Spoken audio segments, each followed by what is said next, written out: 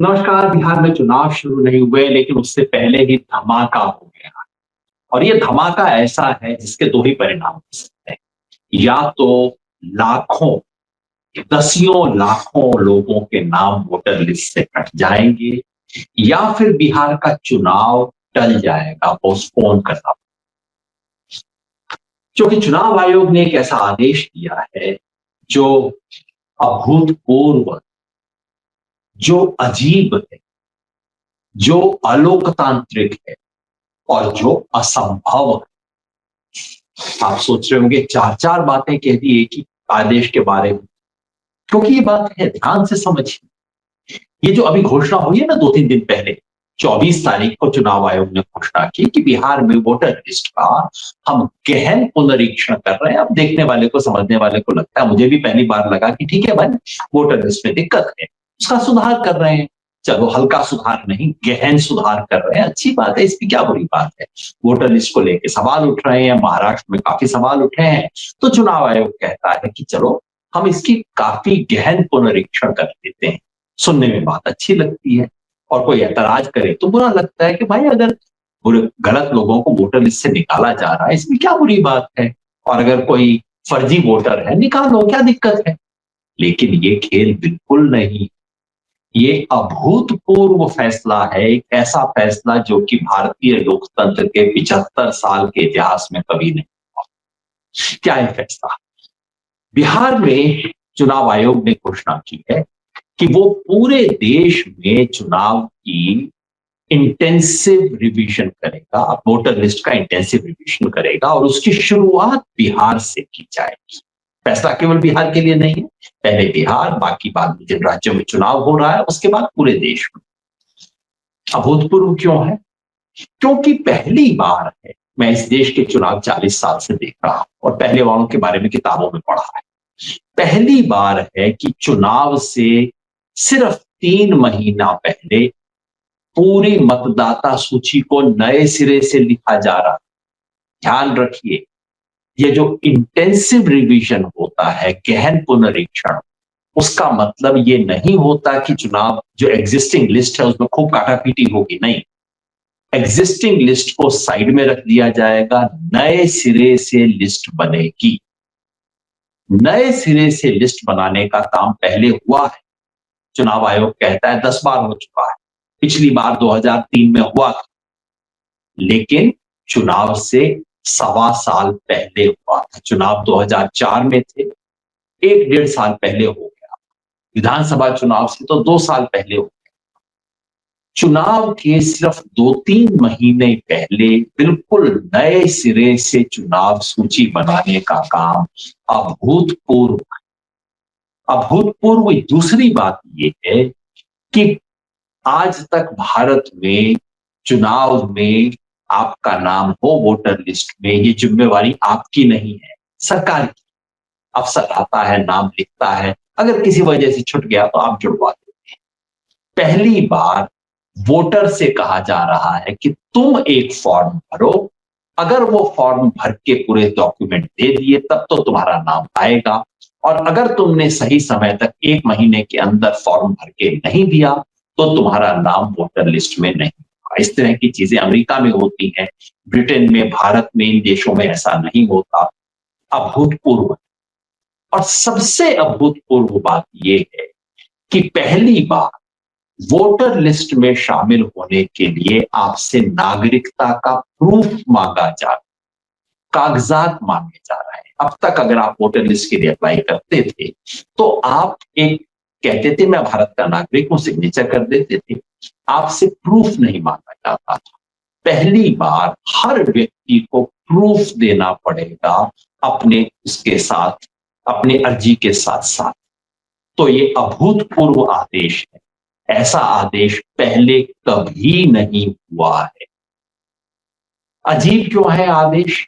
अजीब इसलिए है कि अचानक चुनाव आयोग के दिमाग में बात आई।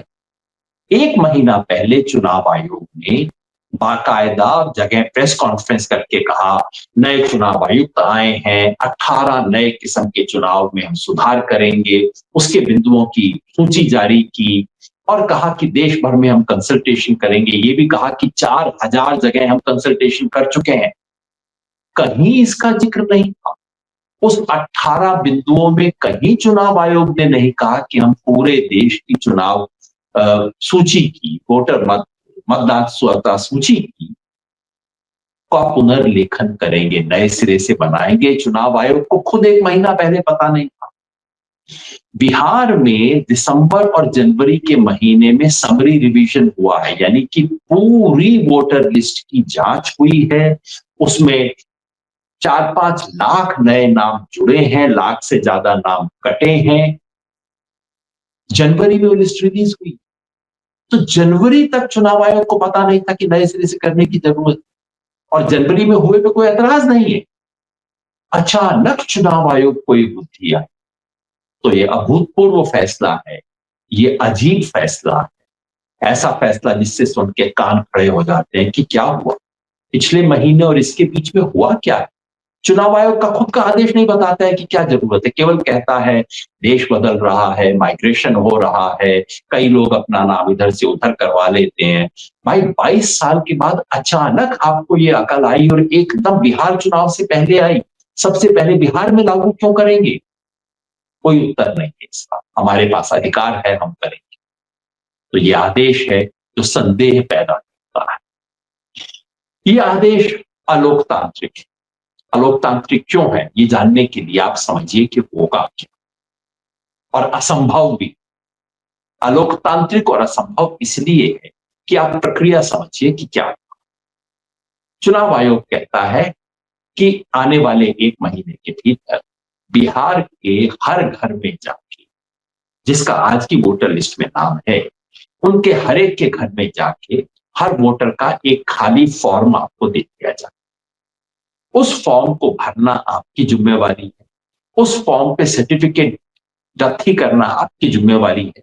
आप चाहे अपलोड कर दीजिए, चाहे इलेक्शन ऑफिसर को पकड़ा दीजिए, लेकिन ये सारा काम 1 महीने के अंदर हो जाना चाहिए। क्या सर्टिफिकेट चाहिए, कौन एलिजिबल है? चुनाव आयोग कहता है कि जिनका नाम 2003 की सूची में, 2003 आज से 22 साल पहले जिनका नाम वोटर लिस्ट में था, उन्हें चिंता करने की जरूरत नहीं है। उसको हम उसका फॉर्म तो आपको भरना पड़ेगा, फोटो लगानी पड़ेगी, सिग्नेचर करना पड़ेगा। साथ में आप 2003 की वोटर लिस्ट की अपने वाले पेज की जेरॉक्स कॉपी लगा दीजिए, उतना काफी होगा। वो तो लगानी पड़ेगी। और ये भी याद रखिए कि 2003 में आपका नाम उसी वोटर लिस्ट में हो, आपका घर नहीं बदला हो, आपके नाम के स्पेलिंग नहीं बदले, बिमला देवी, बिमला रानी, बिमला जी, बिमला 4 अलग अलग नाम हो जाएंगे, तो आपको ये भी प्रूव करना पड़ेगा। पर मान लीजिए उन्हें कोई समस्या नहीं। ऐसे कितने लोग हैं जिन्हें समस्या नहीं होगी, जिनका नाम 2003 की लिस्ट में था? क्योंकि 2003 की लिस्ट में उन्हीं का नाम होगा जिनकी उम्र कम से कम 40 साल की है, क्योंकि 2003 में वही एलिजिबल, उससे अलावा तो किसी का नाम हो नहीं सकता। तो ऐसे कितने लोग हैं? बिहार में 8 करोड़ के करीब लोग हैं जिनका नाम वोटर लिस्ट में होना चाहिए, आबादी के हिसाब से आज की तारीख। उनमें से 4 करोड़ 76 लाख वो लोग हैं जो 40 साल से कम उम्र के, यानी कि केवल 3 करोड़ 25 लाख लोग वो हुए जो जिनका नाम जो 2003 में वोटर होने के लिए एलिजिबल थे। और अगर उन सब लोगों का नाम भी वहां था, तब भी 3 करोड़ 25 लाख लोग मुक्त होंगे। उन्हें सिर्फ एक जीरोक्स कॉपी लगानी पड़ेगी 2003 की वोटर लिस्ट। कहां से मिलेगी वो एक छोटा सवाल है, लेकिन मान लीजिए मिल जाए तो उन्हें और कोई सर्टिफिकेट लगाने की जरूरत नहीं है। हकीकत में इन 3 करोड़ 25 लाख में कम से कम 25 लाख तो ऐसे होंगे जिनका या तो नाम वहां नहीं होगा, कोई स्पेलिंग मिस्टेक होगा, संयोग से 2 लाख 2003 वाली सूची में नाम नहीं था। 25 लाख को आप साइड में कर दीजिए तो चलिए 3 करोड़ लोग तो बच गए, मतलब हल्के में काम चला। बाकी बच गए 5 करोड़। इन 5 करोड़ लोगों को क्या करना होगा? अगर उनकी उम्र 40 साल से ऊपर है, जो 25 लाख मैंने बताया ना जिनकी उम्र 40 साल से ऊपर है, जो 2003 में मतदाता हो सकते थे, लेकिन बाई चांस किसी भी कारण से उनका नाम वहां नहीं था, उन लोगों को ये प्रूफ देना होगा, अपने बर्थ और प्लेस का प्रूफ देना होगा। मतलब मैं कहां पैदा हुआ और मेरी क्या उम्र है, इसका प्रमाण पत्र देना होगा। जिसकी उम्र 40 साल से कम है और 20 साल तक की है, यानी कि जो 2004 दिसंबर से पहले पैदा हुआ लेकिन 1987 के बाद पैदा हुआ, उस व्यक्ति को अपना प्रूफ तो देना ही होगा, साथ में अपनी मां या पिता किसी एक का जन्म और स्थान का प्रूफ देना पड़ेगा। और जो 2004 के बाद पैदा हुआ, जिसकी उम्र 18, 19 या 20 साल की है, वो उसको अपना प्रूफ भी देना होगा, अपनी मां का भी और अपने पिता का, तीनों का प्रूफ देना पड़ेगा। और प्रूफ का मतलब क्या है? प्रूफ का मतलब आप ये ना समझिए आधार कार्ड दिखा लेंगे, आधार कार्ड अमान्य है। सरकार ने सूची, मेरे पास नोटिफिकेशन पड़ा है, इस नोटिफिकेशन के अंदर सरकार ने सूची दी, देखने में लंबी सूची है कि आप ये भी यूज कर सकते हैं, ये वाला भी यूज कर सकते हैं, ये वाला भी प्रमाण पत्र अप्लाई हो जाएगा, लेकिन व्यवहार में वो चीजें तो है ही नहीं जो कि लोगों के पास होती है। लोगों के पास अपना क्या प्रमाण पत्र होता है? लोगों के पास आधार होता है, आधार मान्य नहीं होगा। लोगों के पास इलेक्शन कमीशन का फोटो आइडेंटिटी कार्ड होता है, वो भी मान्य नहीं होगा। क्या कहते हैं, क्या क्या होना चाहिए? आपके पास पासपोर्ट हो तो बहुत अच्छा, बताइए किसके पास बिहार के गांव में पासपोर्ट मिलेगा? कहते हैं आपके पास कोई सरकारी आइडेंटिटी कार्ड हो 1987 से पहले का, किसके पास मिलेगा? बचते हैं 3 जो कि सामान्य लोगों के पास हो सकते हैं, वो ये बर्थ सर्टिफिकेट, मैट्रिक सर्टिफिकेट और ओबीसी SC ST सर्टिफिकेट। ये लोगों के पास मिलता है। कितने लोगों के पास मिलता है, इसकी हमने जांच की। भारत सरकार का एक NFHS है, नेशनल फैमिली हेल्थ सर्वे, जिसने 2001-2005 में इस बात की जांच की थी कि कितने लोगों के पास घर में बर्थ सर्टिफिकेट है बच्चे का। क्योंकि हम उसी जमाने की बात कर रहे हैं, आज की बात नहीं कर रहे हैं, क्योंकि वही लोग हैं जो कि एलिजिबल होंगे।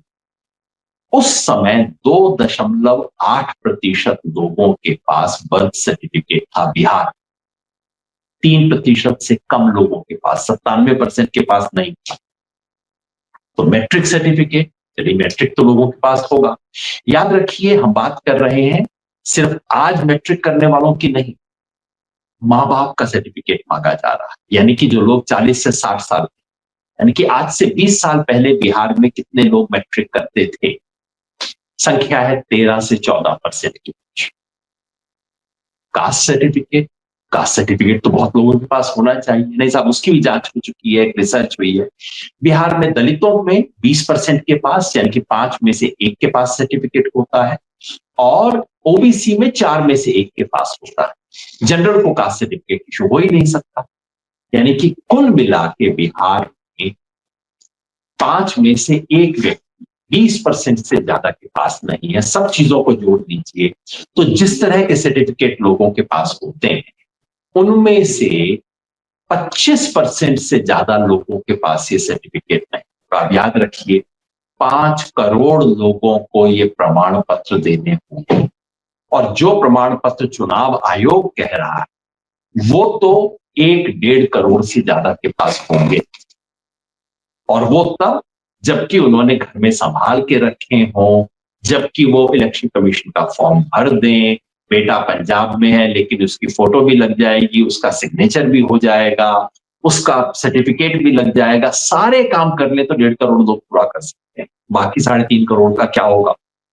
कोई जवाब नहीं। और ऐसी प्रक्रिया में होगा क्या? कौन लोग छूटेंगे? बाबू लोग तो नहीं छूटेंगे। छूटेंगे कौन?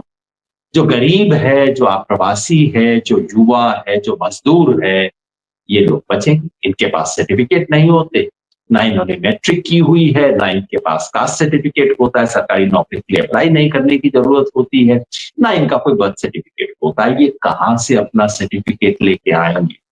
कौन सी दुनिया में रहते हैं ये लोग चुनाव आयोग में? किस तरह का खेल किया जा रहा है? किन लोगों का वोट काटने की कोशिश हो रही है? इसलिए मैं कहता हूं अलोकतांत्रिक है। अगर ये प्रक्रिया पूरी हो जाती है तो इसका मतलब होगा करोड़ से ज्यादा लोग वंचित हो सकते हैं। मैं लाखों कहता हूं, लेकिन करोड़ों भी हो सकते हैं वंचित इससे, अगर ये प्रक्रिया जो चुनाव आयोग ने अपने पर्चे में कही है उसमें। तो फिर असंभव कैसे है? असंभव इसलिए है कि जिस टाइमलाइन के तहत चुनाव आयोग ये सब करवाना चाहता है, वो भारत में तो संभव नहीं है, किसी और देश में संभव हो तो अलग बात है। मैं आपको चुनाव आयोग का खुद पढ़ के सुनाता हूं। चुनाव आयोग कहता है कि देखिए, 24 तारीख को चुनाव आयोग ने आदेश इशू किया है। अब इसको लागू करने के लिए क्या किया जाएगा? चुनाव आयोग कहता है 25 तारीख से, 24 तारीख को दिल्ली से आदेश इशू हो रहा है और वो कह रहे हैं 25 तारीख से ही काम शुरू हो जाएंगे। क्या क्या काम शुरू होंगे, इनकी अपनी बनाई हुई लिस्ट है, मेरी नहीं, कि लोग ये सारे के सारे इलेक्शन ऑफिसर अपॉइंट हो जाएंगे। याद रखिए, एक दो की बात नहीं कर रहे हम, कम से कम हजारों इलेक्शन ऑफिसर, जिनमें से कई अपॉइंटेड ही नहीं है, इनको अपॉइंट कर दिया जाएगा। इनको ट्रेनिंग दी जाएगी। ये बीएलओ जो कि बूथ लेवल ऑफिसर होता है, हो सकता है हजारों अभी अपॉइंटेड ना हो, उनको अपॉइंट किया जाएगा, उनकी ट्रेनिंग दी जाएगी। ये booth level agents political parties के रिकॉग्नाइज करेंगे, उनको ट्रेनिंग देंगे, जनता के बीच में प्रचार करेंगे, हर घर में जाके उनको फॉर्म उपलब्ध करवाएंगे और फिर घरों से जाके लोग उस फॉर्म को भर देंगे और उन घरों से जाके वो फॉर्म वापस ले लेंगे और फॉर्म को कंप्यूटर के ऊपर टाइप करके अपलोड भी कर देंगे और ये सारा काम 1 महीने में हो जाएगा। क्या मजाक कर रहे हैं? जब बिहार में कास्ट सर्वे हुआ था, जनवरी में शुरू हुआ था, मई के महीने में खत्म हुआ था, और वो तब जबकि कंप्यूटराइजेशन बाद में होना था और जबकि कास्ट सर्वे में कोई प्रमाण पत्र मांगा नहीं गया था, कोई जांच होनी नहीं थी, तब जाके 5 महीना लगा था। और असम में जब इस तरह से किया गया था, पूरे प्रमाण मांगे गए थे और उसकी जांच की गई, तो 6 साल लग गए थे असम में इस चीज को करने को। ये सारा काम आप 1 महीने में कर लेंगे? ये असंभव। तो भाई, ये जो असंभव चीज है, ये क्यों की जा रही? क्या हुआ कि इलेक्शन कमीशन को अचानक पिछले 1 महीने में ऐसा महसूस हुआ कि पूरे देश में नए तरीके से वोटर लिस्ट बनाने की जरूरत है और वो बनाने के लिए बिहार से शुरू करने की जरूरत है। जनवरी में बिहार में जो रिवीजन हुआ उतने से काम नहीं चलेगा और आनंद फानंद के अंदर हम इसको कर देंगे। ये क्या खेल हो रहा? दो ही खेल हो सकते हैं, या तो ये कि इस बहाने 20, 50, 80 लाख वोटर कट जाएंगे, 1 करोड़ वोट कट जाएंगे, और जो कटेंगे गरीब गुरबा, अप्रवासी मजदूर और कई युवा, उसमें किसका वोट ज्यादा होगा, किसका कम होगा, आप भी जानते हैं, चुनाव आयोग भी जानता है, बच्चा बच्चा जानता है। या फिर सितंबर के महीने तक होगा कि अरे बिहार में तो ये काम पूरा नहीं हो पा रहा, ये दिक्कत हुई है, वो दिक्कत हुई है, 1 महीने की अवधि को बढ़ाया जाएगा, अच्छा इसमें 2 हफ्ते और दिए जा रहे हैं, फिर ये चीज रह गई है, फिर कोर्ट में पिटीशन जा रहा है और अक्टूबर के अंदर कहा जाएगा इन परिस्थितियों में बिहार में चुनाव करवाना संभव नहीं, इसको तो पोस्टपोन करना पड़ेगा। क्या ये खेल? मैं नहीं जानता क्या खेल है। बिहार के विपक्षी दलों ने कहा है कि इसके पीछे साजिश है। मैं नहीं जानता साजिश है कि नहीं, लेकिन पिछले काफी समय से चुनाव आयोग और बीजेपी में जिस किस्म की जुगलबंदी चल रही, वो कहीं ना कहीं कान खड़े करती। ये लोकतंत्र पर खतरा है, ये बिहार चुनाव पर खतरा है। इस देश के गरीब मजदूर के पास केवल एक चीज आज बाकी है, एक ही अधिकार उसके पास, वोट देने का अधिकार, बाकी तो कुछ है। और अब उस वोट देने के अधिकार पर भी आंच आ, इसलिए हम सबका फर्ज खड़े हों, इसका विरोध। विपक्षी दलों ने तो किया है, लेकिन विपक्षी दलों को ही बिहार के हर व्यक्ति को खड़ा होना होगा अपने अधिकार के लिए। वोट का अधिकार गया तो समझिए इस देश में सब अधिकार आते। इस पर हम सचेत रहें, इसके बारे में और आगे बातचीत करेंगे, आप तक जानकारी पहुंचाते रहेंगे। हम सबको सचेत होकर इस बहुत भयानक चीज का विरोध करें।